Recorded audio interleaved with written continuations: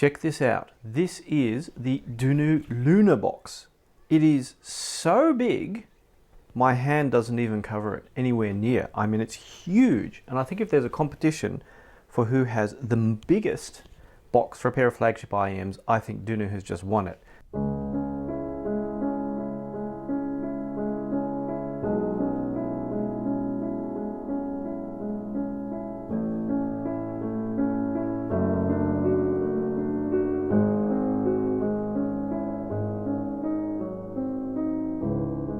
Just for comparison, here is a Campfire Audio Solaris box, and it's, you know, relatively tiny. I mean, well, it's not too big. I mean, I fit my hand around it, but this is massive. And I've actually, so I can't fit it on my normal camera setup. Well, I can, but you'd only see the top or whatever I put to the top. So I just wanted to show you how, it's sitting on top of my albeit narrow speakers, and just wanted to show you this thing here. And there's, I guess this means lunar.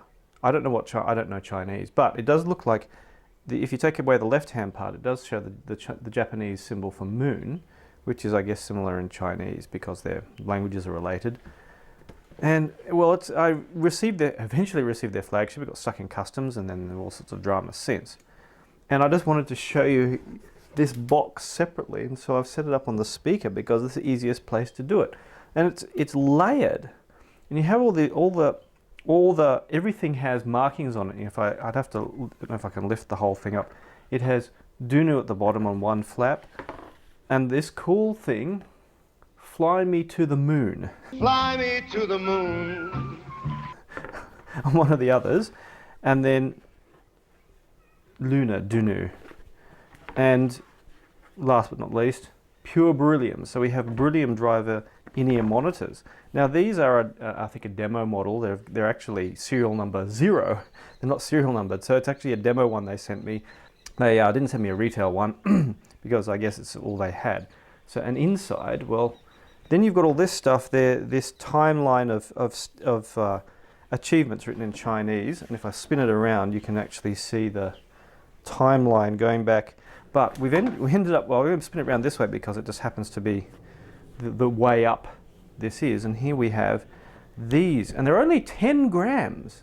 They really weigh almost nothing. I mean, last thing we saw with beryllium in terms of in-ear monitors were the final A8000s, and they're pretty heavy, like kind of high-grade watch heavy. And these are like titanium shells, and they're tiny.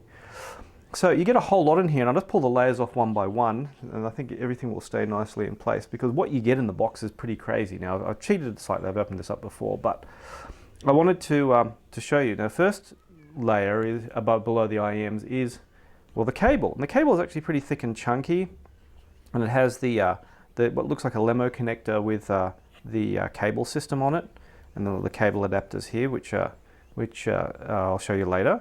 And we have a bunch of tips. These blue tips seem to be fairly standard tips. And we have these which look like some of the, I think it was like the base tips you saw on FIO IEMs or FIO.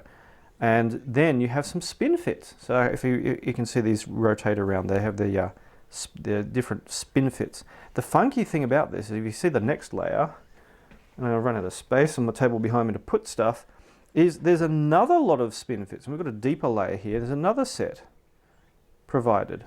If you've never used spin fits, they're very comfortable put in your ears, and if they suit the IEMs you're using sonically, then they slide in much easier. The other cool thing that comes with this is a little USB, so in this case USB-C DAC, little portable converter, so you can use with a phone, and it says DTC 100 DSD 256 32-bit 384 kilohertz. I'll bring that close to the camera, and it's a bit bright. Ah, there we go. You can see it there. This is a bit bright here because I've got a big light shining at the moment. There's a DUNU branded USB kind of DAC amp thing, and it's got a little adapter here which is USB-C to USB-A, so I can use it with the computer, and I'll talk about my impressions of that later. Then we have a case. Not surprisingly, this is the first case. The first case. We still haven't even begun yet. And the first case is just this normal kind of leather thing, which has pockets for stuff and your in-ear monitors. I suppose they'll fit nicely in there. That's the first case. Next we have instructions. I won't pull out the instructions and go through those. If you need instructions to insert in-ear monitors, well, yeah. Some people do, I think. The next thing, the next layer, is where we get really interesting. We have, let's see if I can get into view here, a man bag. That's right. We have DUNU has provided customers who buy the Luna a man bag. So here's the trick you do. Let's say you're buying these and your wife kind of doesn't like you buying expensive stuff. You say, she asks what the package was that just arrived, you can pull this out and say, look, it's just a man bag. Hopefully she'll ignore the size of the box. But you said, no, darling, I only got a man bag. Nothing special. And it's full on. You've got a room for your player. It's got another pocket here with little inner elastic pockets for putting stuff in, like adapters and whatever. I guess for the in-ear monitors, or maybe the center ones are the in-ear monitors. I mean, it doesn't specify what goes in where. Maybe a second, or maybe the cable adapters, if you want to use with different things. So you can fit a DAP or two in there, maybe. I mean, it's got a huge amount of space. So you probably fit some, and some other stuff too.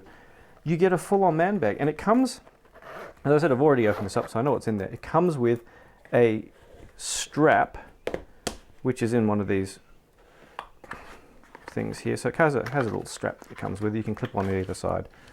Just that, which has already been removed. There we go. Simple strap.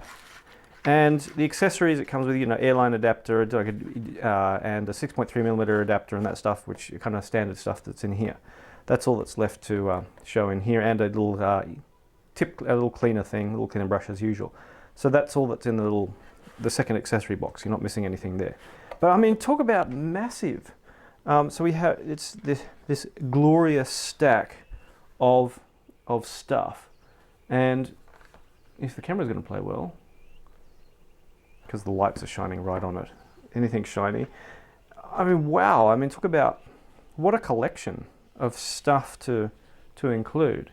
Well, we'll go through in detail because I've already had a listen, obviously, and you can hear about all my experience with the DUNU Luna, and also my experience with this massive box. Haha.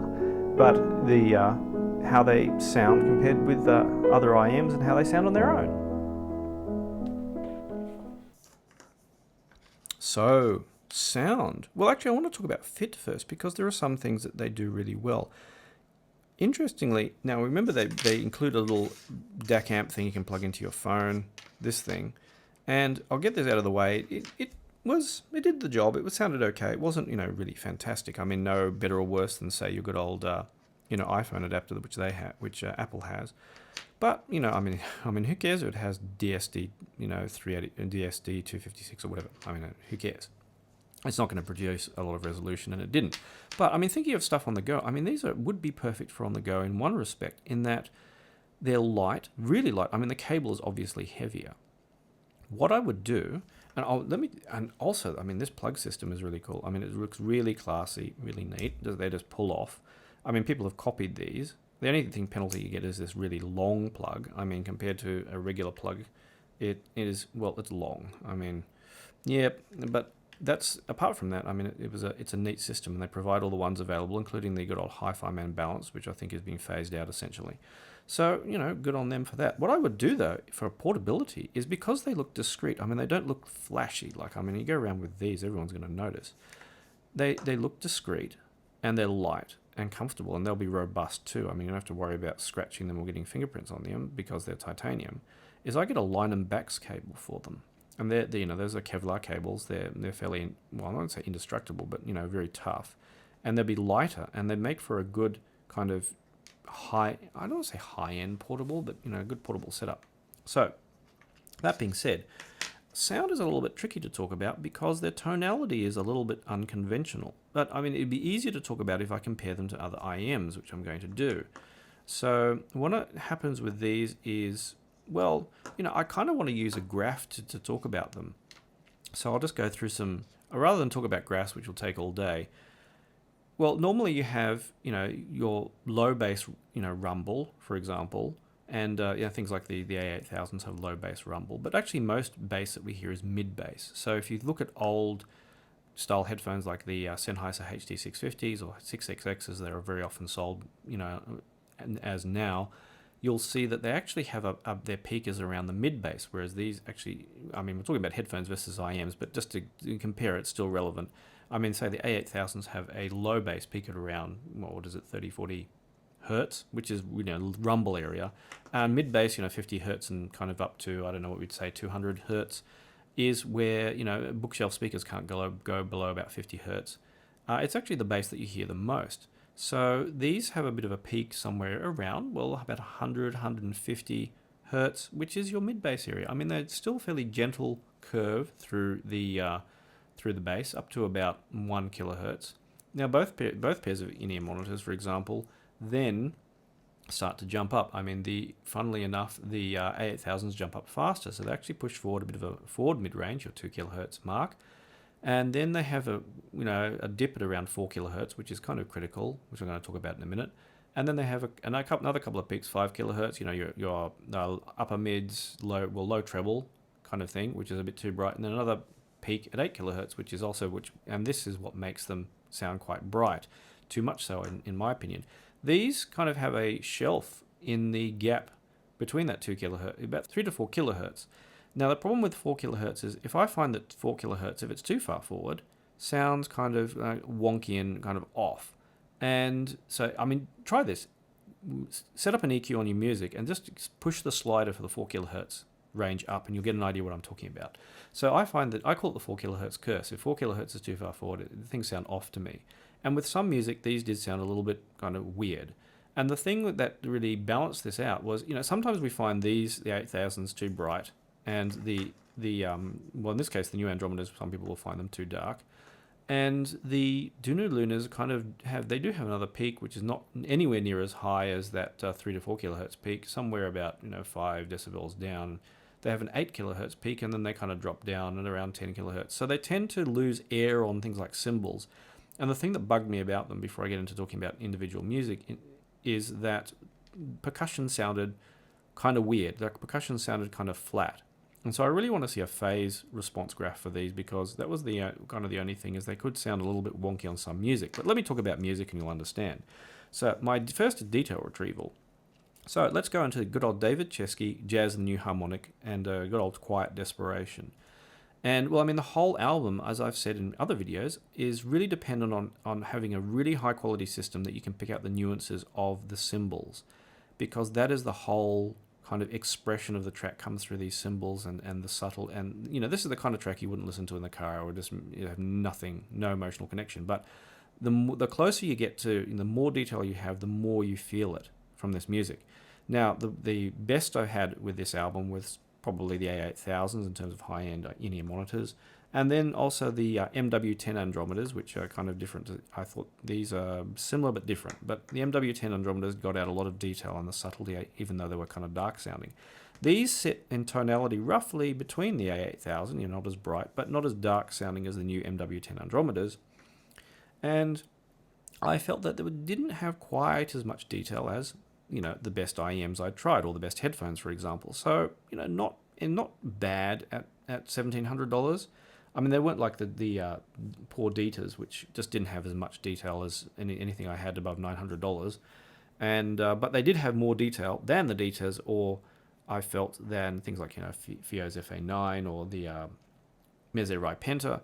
But not that ultra high-end detail that you get with the the very top in-ear monitors out there. But still really excellent competency, because that Beryllium-Driver, they were less thin sounding than the A8000 because of probably that better mid-bass fill. Better tonality, kind of they did deliver the subtle details quite well. Not quite as much as the other IMs, but pretty well. And really good instrument separation. Now the spiral dots, when we talk about tips, I've got spiral dots on here at the moment. Now the dynamic drivers, as we know, for a conventional setup, the narrower the bore you put on them, the more bass and less treble you have, and the wider the bore, the less bass and more treble. And some in-ear monitors, say Hi-Fi Man's RE2000s, if you don't use wide bore tips, they sound completely off. The A8000s, well, you need narrow bore tips because they already are very bright, and other tips where you just know it's not going to happen. These were a little bit tunable. I mean, the darkest I got them with were these red and grey tips in here, and then kind of average was kind of the spin fits and the I would not say bright. They never really got bright with these, but they did get good enough that you could it opened up the treble a little bit without sacrificing the bass, because some in-ear monitors, if you do put on wideboard tips, you sacrifice too much bass getting more treble out of them, and this there didn't have that problem. So with these even with the spin fits, I got really good results with Quiet Desperation. And the spiral dots did slightly fix that wonkiness in the mids where it kind of sounds a little bit off. I think maybe because pushing out the treble a little bit more. Good old Miles Davis Mystery, which isn't a very resolving track. The bass is still strong, and the good thing is I didn't bleed into the mids, even though the mastering of that track can be kind of a little bit, too bass strong. And the overall competency there was really good. Getting on to good old Merge of Equals Sitter from the Intoxicating album, which is a random find I found on through Rune Radio.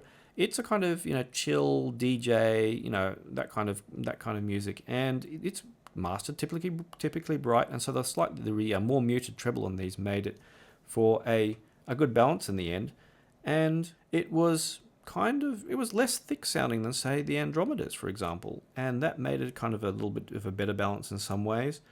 And really beautifully clean bass, and these kind of tracks, the bass is critical, and that's where these really shone.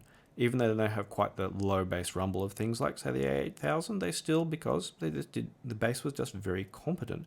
Some people might prefer more sparkle. Like if you really like your in-ear monitors to sparkle, well, maybe those or some of the other V-shaped in-ear monitors. These are kind of more mid-focused in the end. They remind me more of, Sennheiser's HD650s or, HD6XX, where it pushes the mids forward and maybe sacrifices the low bass a tiny bit. Although, the bass competency is going to be way better than something like an old school dynamic driver because of the Beryllium-Driver.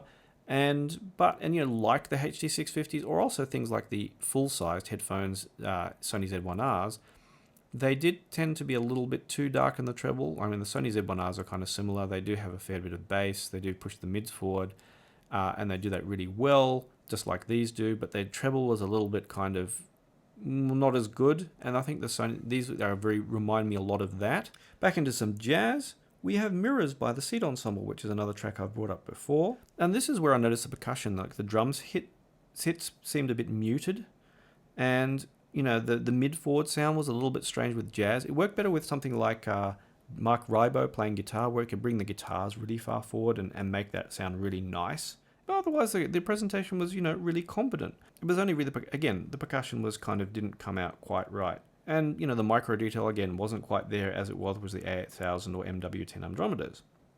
And again, spiral dots bring out a bit of a better presentation for that kind of thing. With, say, Dreams from Fleetwood Mac, I mean, that's mastered quite bright already and it's kind of thin sounding already. And, this didn't help the percussion in any way with its less good presentation of percussion. Also, in the end, that kind of more mid-bass focused soundstage it felt a slightly narrower than other IEMs. I mean, putting a V-shaped soundstage in there gives the kind of fake, width to it. And, of course, you have the Dita Dream XLS, which actually has a very deep soundstage, and that ends up sounding very narrow, a lot like, the full-sized Focal Utopia headphones. Just randomly hitting through another track, Porch Swing by Trace Bundy. And that had a really nice crisp guitar and mid-range listening, which was really delicious to listen to on this. So, not having to deal with the percussion issue, I felt that they really did well with guitars.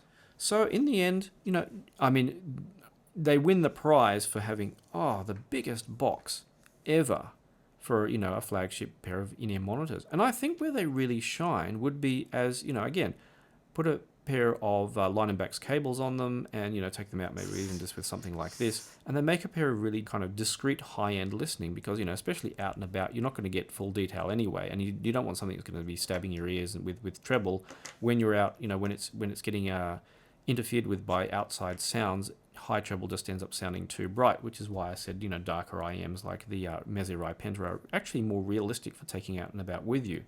These, though, they're a lot like a kind of in-ear monitor pair of, I don't know if it's HD6XX would be closest or Sony, MDR Z1R headphones would be closest but they could be set up really well as a realistic pair of high-end portable headphones because, again, of their weight. and their discreet look. And even if they weren't the most resolving IEMs out there, they do a very competent job.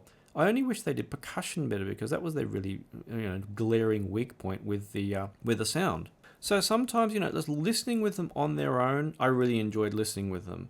In comparison, that's where you start to notice, they're not perfect, but they're still, I think DUNU did a really excellent job with their flagship. And as the, first pair of DUNUs I've used, I'm pretty impressed. And especially if you end up finding a pair something like secondhand, I mean, definitely if you find a secondhand pair which is cheaper, then these could be, if you've got the spare money for it, a good add to the stable as a potential easy and comfortable pair of high-end in-ear monitors. So as always, thanks for watching. Now, did you know that these videos are supported by people such as yourself? If you want to get my buying advice anytime, a lot of people need help buying. Imagine that for a couple of bucks you could end up saving a lot of money, not buying the wrong thing. Let me help you out, and if you help me out instead, for, as I've always said, the equivalent of, say, buying me a coffee once in a while. So you check out the link below to do that, and you can literally sign up and ask me questions straight away, and a lot of people just do that. And if I help you out, I'm happy to help you out if you help me out, because that means everyone benefits. So thanks once again for watching, and I'll see you online.